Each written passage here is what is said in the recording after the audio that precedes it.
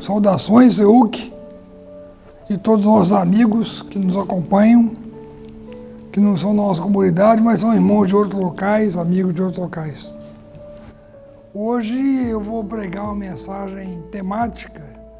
Nós pregamos geralmente mensagens positivas aqui na nossa comunidade. Eu vou ler um versículo apenas e durante a mensagem eu não vou pedir para vocês abrirem as suas Bíblias, eu vou citar os textos a serem usados. Primeiro texto, o único que eu vou ler, é Salmo 42, versículo 3. Se você tem sua Bíblia em casa, sua casa, Salmo 42, versículo 3, diz assim: as minhas lágrimas têm sido meu alimento dia e noite, pois me perguntam o tempo todo, onde está o seu Deus? A nossa mensagem hoje é: onde estava o seu Deus? A mensagem é baseada nessa pergunta, pode ser feita por três públicos. Quem pergunta onde está o seu Deus pode ser os inimigos. Aliás, aqui em Salmo 42, a ideia são os inimigos. O salmista fala: eu estou muito sozinho e tal, não estou conseguindo, estou cheio de lágrimas. E os inimigos perguntam: onde está o seu Deus? Os inimigos perguntavam para Israel: cadê o seu Deus? Seu Deus não tem imagem, seu Deus não tem um visual correspondente. Onde está o seu Deus? Que Deus é esse que não tem imagem? Então os inimigos muitas vezes vão perguntar aqueles que são opostos ao Evangelho, aqueles que são anti-Evangelho, todo espírito do anticristo. A pergunta é assim: onde está seu Deusinho? Mas tem um segundo público que pergunta onde está seu Deus. São os interessados. Eles não são crentes, não se converteram, mas pessoas que estão sendo contagiadas pelo Evangelho. Eu lembro, por exemplo, de Filipe falando para Natanael: achamos o Messias. E Natanael: mas quem é? E ele: é Jesus de Nazaré. Aí Natanael: mas da Galileia, e pode vir coisa boa da Galileia? E Filipe, que era extremamente prático, falou: vem e vê. Depois, André e um outro discípulo foram atrás de Jesus porque eram seguidores do João Batista, e que falou: eis aí o Messias, o Cordeiro de Deus que tira o pecado do mundo. Aí eles vão atrás de Jesus: aonde você está? Vem ver. Então, às vezes as pessoas que são amigos, que estão chegando perto do Evangelho, elas querem saber que Deus é esse, mais sobre isso. Eu me lembro de um retiro que a mocidade da igreja de Curitiba fez na praia. A gente ficou no feriado ali e naquela ocasião a gente evangelizou muitos jovens que estavam ali. E eu lembro a última noite, eu e uma outra missionária chegamos perto de um grupo de amigos jovens e começamos a falar do Evangelho e eles se interessaram muito. Tanto quando a gente queria ir embora, uma moça falou assim: não vão embora não, ficam falando, é o último dia hoje, fiquem falando de Jesus até amanhecer. Quer dizer, alguém com sede, que quer saber onde está seu Deus, que Deus é esse? Então tem o inimigo e tem os amigos. O inimigo que fala onde está seu Deus de uma maneira desfazendo. O outro que fala onde está seu Deus, eu quero saber mais disso aí. Mas tem um terceiro público que pergunta também onde está o seu Deus. Que é quando nós mesmos perguntamos: cadê o meu Deus? Onde está você, Senhor? Onde está o Senhor? Onde estava meu Deus? E nós vamos abordar mais a pergunta que nós fazemos. E a mensagem toda vai ser algumas respostas a essa pergunta. Onde estava o seu Deus? Onde estava o meu Deus? Onde estava, meu Deus, no tsunami de 2004? Aquela coisa terrível que alguns até chegaram a falar assim, não, Deus não estava vendo. Deus foi pego de surpresa. Alguns crentes falaram isso porque não pode ser que aquilo aconteceu e Deus não fez nada. E aí começaram teologias muito motivadas por aquele acontecimento terrível, trágico, visualizado, filmado.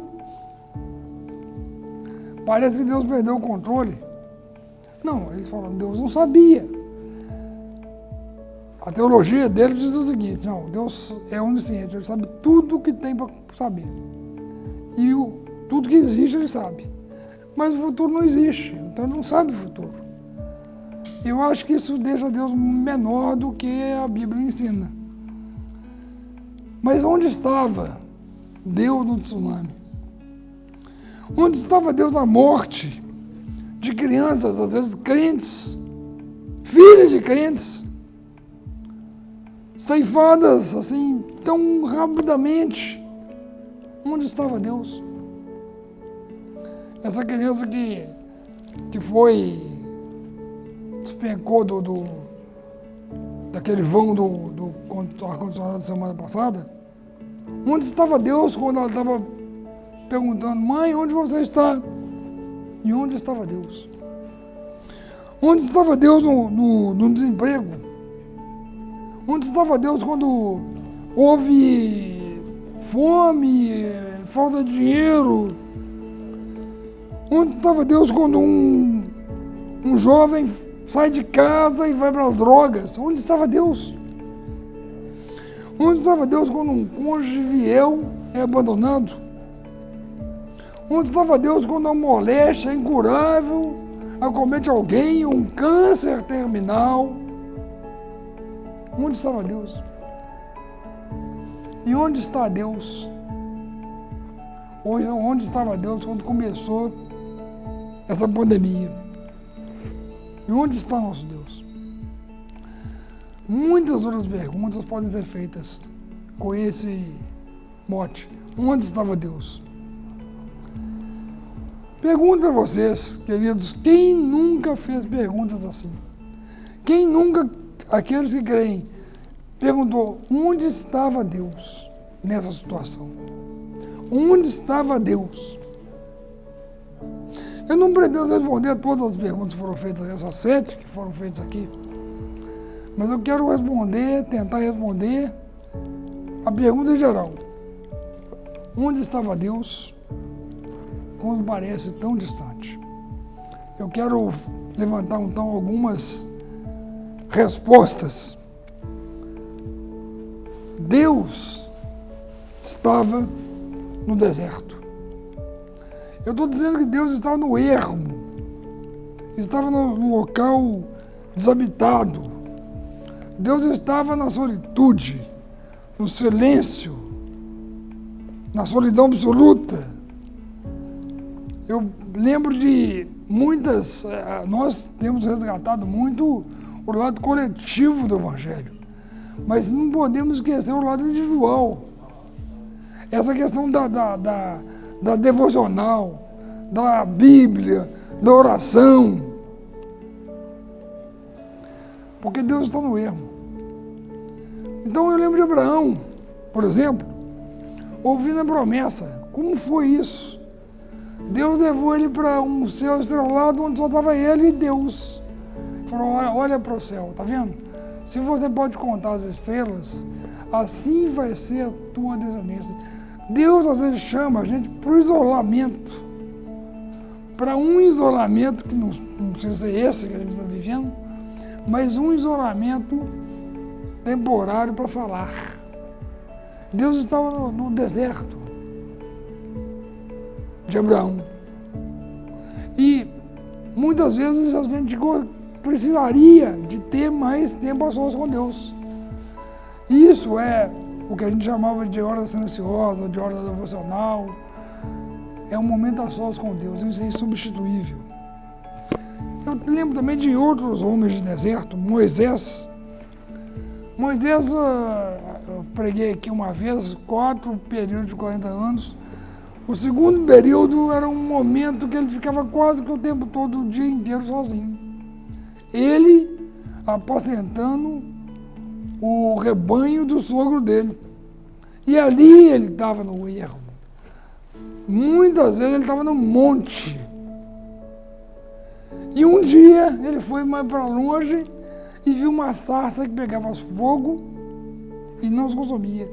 No ermo, no deserto, Deus aparece. E Moisés também teve outras experiências no monte.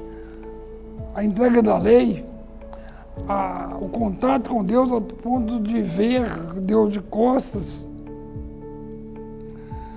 Davi, nos salmos de campos, os salmos campestres, tipicamente a gente lembra do Salmo 23, o Senhor é o meu pastor, porque ele lembra dele como pastor.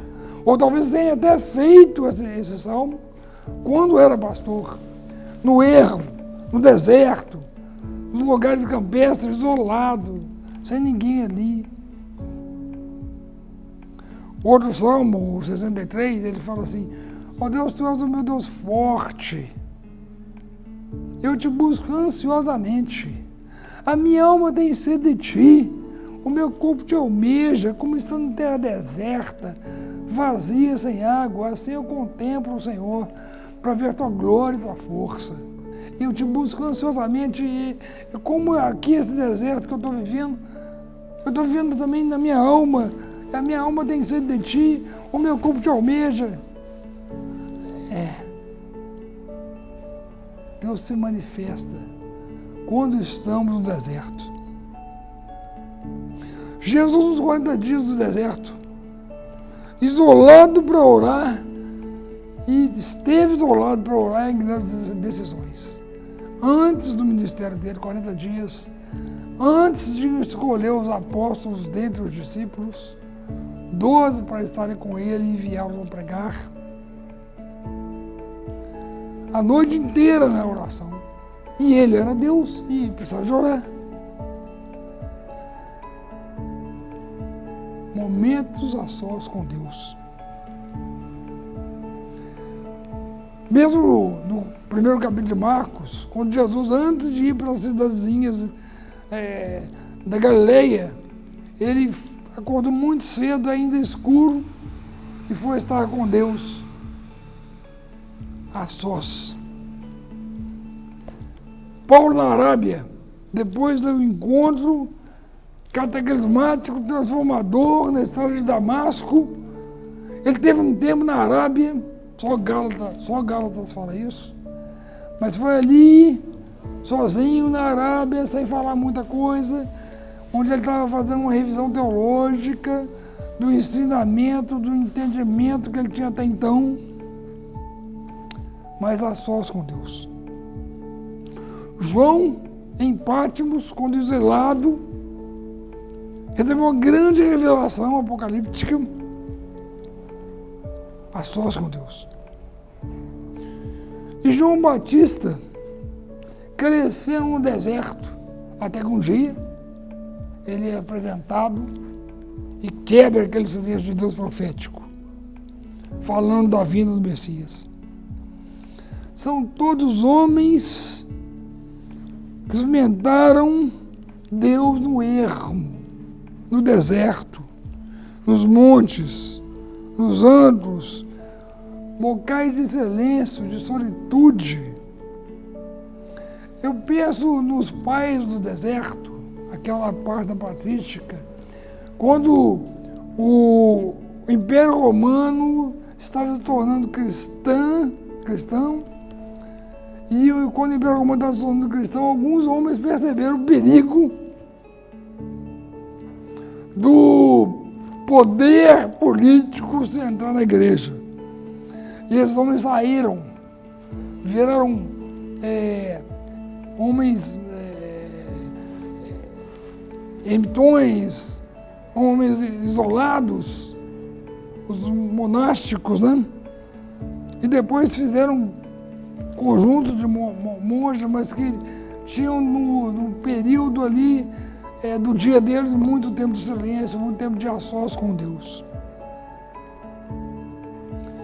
O lado positivo, porque a gente fala do lado negativo, esses homens não evangelizaram, mas o lado positivo é a grande força da espiritualidade deles. As maiores descobertas científicas, fala Ricardo Barbosa, foram feitas no ar livre, no ermo.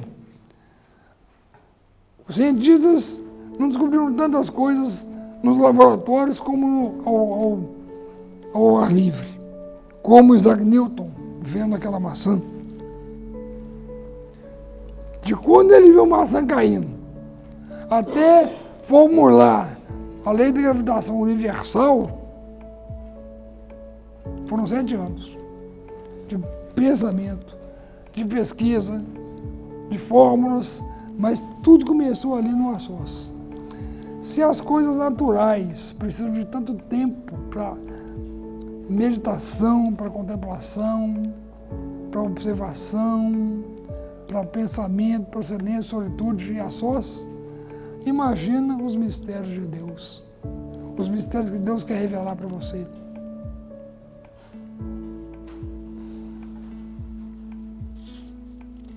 Será que o encontro com Deus no ermo não precisa de ser a sós com Deus? Então, a primeira resposta, onde estava seu Deus? Estava no deserto. A segunda resposta, onde estava seu Deus? Quando? A segunda resposta, Deus estava nos humildes. Porque Jesus mesmo falou, aprendei de mim que sou manso e humilde de coração, encontrarei descansos para vossas almas. Deus está geralmente com os fracos. É interessante pensar que as das 7 igrejas do Apocalipse 2 e 3, tem 7 cartinhas ali.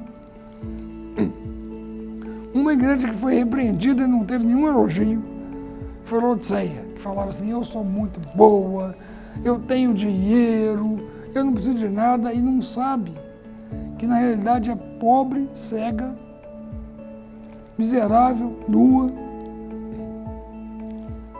Não sabe. Por quê? Está longe da humildade. Quando a gente lembra que as primeiras bem-aventuranças, bem-aventurados os pobres de espírito, é a humildade, é o esvaziamento de si mesmo. Bem-aventurados que choram. É interessante pensar, bem-aventurado o pobre, bem-aventurado o que chora, porque parece que feliz é o infeliz. E isso aí só Deus que entende. E só a gente quando passa por isso. Então eu lembro também de outras 2 igrejas do Apocalipse, uma fraca e outra pobre. Esmirna, pobre, e Filadélfia, fraca, pouca força. E essas 2, curiosamente, só tem elogio. Porque quando a pessoa não está em si, chega no final de si mesmo, é onde Deus age. Porque Deus estava nos humildes e na humildade. Então eu lembro de alguns personagens. Eu lembro de Josafá, o rei Josafá, quando ele descobriu que os moabitas e os amonitas estavam fazendo aliança para ir contra o seu exército, e o exército dele era muito pequeno comparado com a aliança de Moabe e Amon. A oração dele foi interessante. Falou, Senhor, em nós não há força. Olha que palavra. A gente é fraco. E um rei, que talvez só seja aquele que dá a solução, ele fala assim, a gente não tem força em nós. Em nós não há força para vencer esse grande exército que vem contra nós. E nós não sabemos o que fazer. Porém, nossos olhos estão postos no Senhor. A gente não tem força. E olha que palavra, a gente não sabe o que fazer. mas os nossos olhos estão colocados no Senhor. Por isso Deus está nos humildes, porque é ali que você está no fim de si mesmo. Não tem recurso, mas os meus olhos estão postos no Senhor. Eu gosto muito da experiência de Gideão, porque Gideão estava ali, os inimigos estavam totalmente subjugando o povo de Israel. Gideão estava tentando salvar a colheita, e de repente, lá no ermo do deserto, embaixo do carvalho, ele vê o anjo do Senhor. No ermo, no deserto, e na humildade dele, aparece o anjo do Senhor, embaixo do carvalho. E é ali embaixo do carvalho que ele vê a fraqueza. Porque o anjo fala assim com ele: vitória, poderoso guerreiro. Ele fala assim, mas a gente está sofrendo demais. Mas você vai vencer nessa tua força. Aí, mas que força? Olha a palavra dele. A minha família é menor da tribo de Manassés. E eu sou o menor da minha família. Quer dizer, eu sou o menor dos menores. A minha família é menor da tribo de Manassés e eu sou o menor da família que é a menor. Mas eu estarei com você. Então, quando ele se esvazia, é onde Deus chega. Por isso Deus está nos humildes. E a gente sabe a história de Gideão, né? Parece que Gideão é um modelo de avivamento, porque começou embaixo do carvalho. E geralmente, gente, avivamento não começa com slogan, a igreja do avivamento, aqui tem, aqui vai ter avivamento, não é, a agenda não é nossa. E quando eu falo de avivamento, estou falando de movimentos do Espírito Santo que mudam nações. Isso aconteceu historicamente em vários locais. E parece que Gideão tem um modelo, porque Gideão começa com ele embaixo do carvalho. Aí, com aquela força da manifestação de Deus, ele junta amigos e derruba uma imagem de Baal na casa do pai dele. E depois dos amigos terem chegado ali, eu me lembro muito de São Francisco de Assis, também juntou amigos, né? Quando começou a evangelizar. E avivamento, gente, é interessante porque quando o avivamento acontece de verdade, nem esse avivamento no Brasil não, porque tem 50 anos que fala que vai ter um avivamento no Brasil e eu não vejo nenhuma marca. O americano olha e fala, eles estão em avivamento, porque vê o número de conversões. Mas tem outras marcas da reforma social, da reforma da ética. Quando a gente vê os pastores cada vez mais arrogantes, cada vez mais uma ética podre, a gente vê que não tem avivamento nenhum aqui. Ainda não. Mas Gideão começou sozinho, depois de um grupo de amigos. Aí depois junta 300 homens, que foi, primeiro ele levantou um grupo. 22 mil. Mas só que o inimigo tinha 135 mil. 22 mil para 135 mil. Mas Deus fala, olha, mas mesmo assim tem muita gente. Olha, aliás, minto. Tinha 32 mil contra 135 mil. Vai 22 mil embora, fica 10 mil. 10 mil contra 135 mil. Difícil. Mas ainda tem muita gente. Gideão manda a tropa dos 10 mil beber água. Aí bebe água. Quem bebe de maneira vigilante fica de um lado. Quem bebe como cachorro fica de outro. Aí ficaram 300 de um jeito. Acho que Gideão deve ter pensado assim, quem já perdeu 10 mil, 22 mil, 300 a mais, 300 a menos. Gideão, você vai vencer com os 300. Então, ele pequenininho, é um grupo de amigos, são os 300 valentes. Aí depois contagia a nação inteira. E aconteceu isso. No século XVIII, com Finney, ele entrava em vilas e convertia todo mundo. Um dia ele entrou numa fábrica sem falar nada, só o contato com Deus. Quebrou. Todo mundo. A fábrica toda parou de trabalhar. E começou a ter movimentos na história, como John Wesley, Charles Wesley, Whitefield e o pessoal do Clube Santo de Oxford, que mexeram e contagiaram toda a Inglaterra com o Evangelho do Reino de Deus e mudou a nação.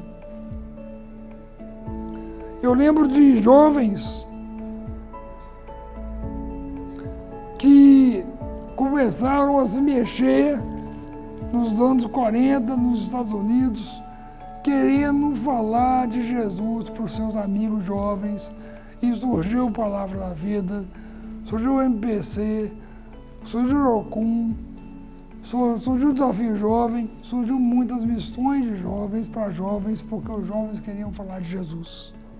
Um movimento. Eu não vejo marca de avivamento no Brasil, a não ser conversões. Eu falo de aviamentos históricos. E eu falo nesse encontro com os humildes, no evangelismo.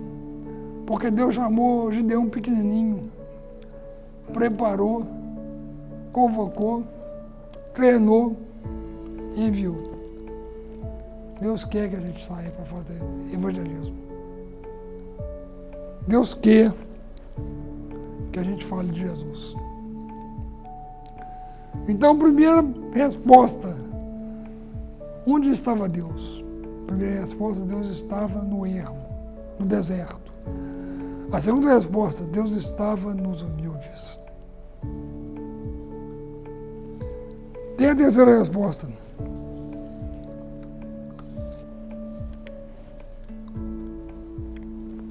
Deus estava no inusitado, no inesperado. Eu penso muito na experiência de Elias, porque Elias ali tinha vencido os profetas de Baal, tinha queimado a turma toda. Mas Elias, depois daquela grande vitória, Elias ali, fugindo, ele diz assim: Senhor, derrubaram os altares, mataram os seus profetas, e eu fiquei sozinho, só estou eu, e querem me tirar a vida. Isso é para quem pensa que tristeza não é coisa de cristão, que não tem depressão. Elias estava em depressão, e não era o único. E Deus tratou com Elias quando ele sentiu-se absurdamente só. Deus marcou o encontro. Vamos encontrar Elias. Ele encontra Elias. O que você faz aqui? E Deus simplesmente disse: olha, me encontra ali, porque eu vou me apresentar a você. Eu vou encontrar com você. E quando a gente sente distanciamento, é importante um encontro inusitado. Porque Deus não estava no tornado. A gente às vezes espera um tornado, um grande vendaval. Deus não estava no tornado. Aí teve um terremoto. Deus não estava no terremoto. A gente às vezes espera um grande terremoto, mas Deus não estava no terremoto. Deus não estava no fogo, porque teve até um fogo ali. Deus não estava no fogo. Não estava no tornado, não estava no terremoto, não estava no fogo, mas inusitadamente Deus estava numa brisa suave. O que está havendo, Elias? E foi inusitado a manifestação da brisa, como veio, e o que falou. Por que você está assim? Eu fiquei sozinho, derrubaram os seus altares, mataram os seus profetas, e só eu fico que querem tirar minha vida. Deus revigorou Elias falando o seguinte: olha, Elias, você não está vendo direito. Eu conservei 7.000 em Israel, pessoas que não dobraram os joelhos a Baal, lábios que não beijaram sua imagem. 7.000 pessoas não dobraram os joelhos a Baal. 7.000 pessoas não beijaram a sua imagem.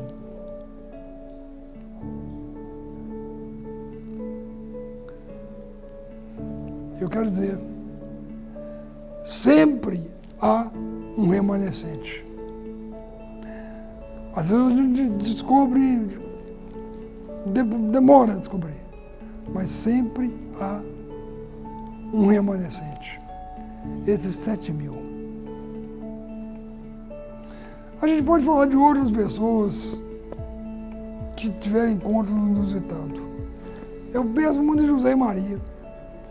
Porque, gente, pensa em José como homem, como ser humano, que estava ali com o casamento marcado, já era casamento, não tinha consumado.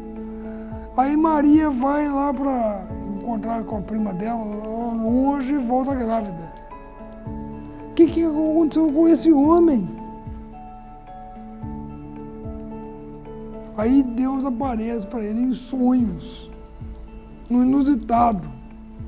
Olha, eu quero te falar uma coisa, nenhum homem tocou nessa mulher. Ela é virgem. Mas como? Isso é coisa do Espírito Santo. É um nascimento diferente, mas é no inusitado. João Batista. Pensa João Batista quando foi preso. Ele anunciou a vinda do Messias. Tem que pensar que João Batista pensava no Messias daquela maneira política de algumas profecias. Olha, eu estou preso. Eu devia talvez ser o primeiro-ministro, ou ser o vice. Mas eu estou aqui preso. Aí ele manda 2 discípulos perguntar. Pergunta para o Jesus lá, Senhor Jesus, se é ele mesmo que viria ou devemos esperar outro. E Jesus responde mostrando alguns sinais de algumas profecias de Isaías falando do Messias. Porque se João Batista parecia com Elias no vestuário, ele parecia com Isaías nas profecias. É interessante, João Batista me ensina uma coisa, que Deus permite que perguntemos. Ele deixa que você pergunte o que você quiser. E ele não responde tudo, mas responde o suficiente. Presta atenção. Deus, através de João Batista, mostra isso. Que pode perguntar, ele não responde tudo, mas responde o suficiente. João Batista morreu sem entender, mas ele sabia que ele era o Messias. Quando Pedro tem aquele encontro de quebra, depois de ter negado Jesus 3 vezes, Jesus pergunta assim, então Pedro, como é que é aquele negócio? Que você me ama? Que você iria para a cruz comigo? Você me ama? E Pedro fala, Senhor, sim, eu te gosto. Apacenta as minhas ovelhas. Então, Pedro, você me ama? Senhor, o Senhor sabe tudo. Tu sabe que eu te gosto. Apacenta as minhas ovelhas. Então, Pedro, você gosta de mim? Aí Pedro se entristece. Na 3ª vez, Jesus fala, você gosta? Senhor, o Senhor sabe tudo. O Senhor sabe mais de mim do que eu mesmo. O Senhor sabe que eu te gosto. Então, Pedro, apacenta as minhas ovelhas. O que eu mostro da inusitado da fala de Jesus, e por isso que Deus estava no inusitado, é porque, então Pedro, você me negou? Acabou. Mas Jesus fala, apacenta as minhas ovelhas. E vai chegar um tempo em que aquilo que você pensava que era, será mesmo. Em mim, na minha força. Queridos, com 3 respostas. Deus estava no monte. Segunda resposta, Deus estava nos humildes. Terceira resposta, Deus estava no inusitado. Mas eu quero falar da 4ª resposta, que é maior que qualquer outra resposta. essa quarta resposta, por causa dessa quarta resposta, tudo mais acontece. Nenhuma das três outras respostas, seja no ermo, no deserto, seja nos humildes, seja no visitado, nada aconteceria sem a quarta resposta. Deus estava no monte, no deserto, Deus estava nos humildes, Deus estava no visitado. São as três respostas, mas a quarta resposta, Deus estava na cruz. Deus estava na cruz. Nenhuma das respostas anteriores poderia ser consubstanciada sem o Deus que esteve na cruz. Muita coisa se podia dizer. A gente podia lembrar tanto das narrativas da crucificação, como das questões, como das profecias, como Isaías 53, que certamente ele foi ferido pelas nossas transgressões e muito pelas nossas iniquidades. O castigo que nos traz a paz estava sobre ele e pelas suas pisaduras fomos sarados. Todos nós andamos desgarrados como ovelhas, cada um se desviar pelo caminho, mas foi eu que caiu sobre ele a iniquidade de nós todos. Podíamos falar de Apocalipse, quando se manifesta alguém chamado Leão de Judá, raiz de Davi. E quando João vai perguntar, cadê o leão, cadê a raiz de Davi, cadê o rei, cadê o forte, ele olha e vê um cordeiro como tendo sido morto. Muita coisa a gente podia falar sobre isso. E a gente tem falado sobre o Evangelho do Reino de Deus e sobre a cruz, que é a única coisa que acaba com o distanciamento. Deus estava na cruz, e porque ele estava na cruz, eu estou junto dele. Mesmo que eu não sinta, mesmo que pareça que ele está longe, onde estava Deus? Estava na cruz. Ele estava na cruz e nos separou, não estava na cruz para nos unir. Estava na cruz para nos trazer perto. Então, quando você pergunta onde estava Deus, ele estava na cruz. E por isso você hoje tem vida. É interessante, uma ilustração que eu ouvi muitos anos atrás, mas nunca esqueci. Jesus não tinha nada. Quando ele veio em forma de gente, assumiu forma de gente, foi reconhecido de figura humana e não tinha nada. A manjedoura não era dele. A própria carpintaria era do padrasto. As casas de Cafarnaum eram dos seus apóstolos ou discípulos. Ele não tinha onde reclinar a cabeça. Ele não tinha nada. Ele só tinha a cruz. A única coisa dele era a cruz. A cruz era dele. Então Jesus não tinha nada, só a cruz. Mas na verdade, Jesus tinha tudo, menos a cruz. Tudo era dele, menos a cruz. Porque a cruz era minha. Deus estava na cruz. E porque ele estava na cruz, eu perto. Porque ele estava na cruz, não há distanciamento. Porque ele estava na cruz, a resposta, onde estava Deus? Ele estava me unindo. Quando eu pergunto onde estava Deus, ele parece distante.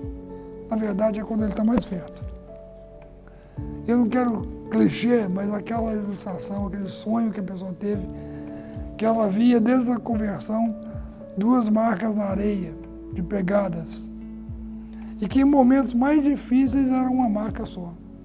E ele falou, mas Senhor, você prometeu que nos momentos piores o Senhor estaria comigo.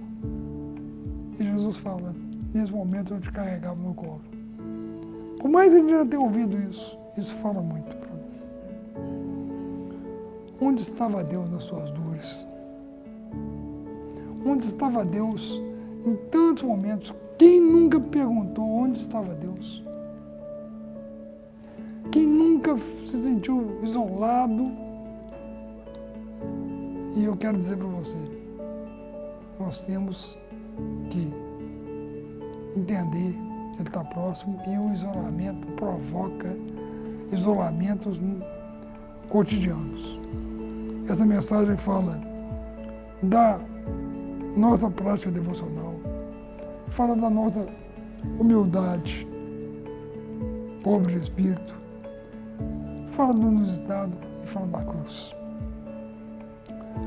Onde está Deus hoje? Hoje, a gente está falando muito, onde está Deus? Onde estava Deus quando começou a pandemia? Uma coisa tão inusitada na medicina de hoje. Onde estava Deus? Quero dizer para você, querido, Deus está bem aqui. Essa mensagem tem mexido comigo. É uma mensagem temática, não é expositiva, como eu já disse. E fala de alguns personagens, mas lembra das 4 respostas quando se pergunta onde estava Deus. Estava no ermo do deserto, estava nos humildes, estava no inusitado e estava na cruz. Que Deus nos abençoe e nos faça entender que não há distanciamento. Pai, obrigado pelo que o Senhor tem falado conosco nesses dias. Especialmente eu tenho sentido muito estimulado, desafiado a sentir a proximidade do Senhor nesses momentos. Nós pedimos que o Senhor abrevie esse tempo, mas nos ensine também com Ele. Em nome de Jesus. Amém.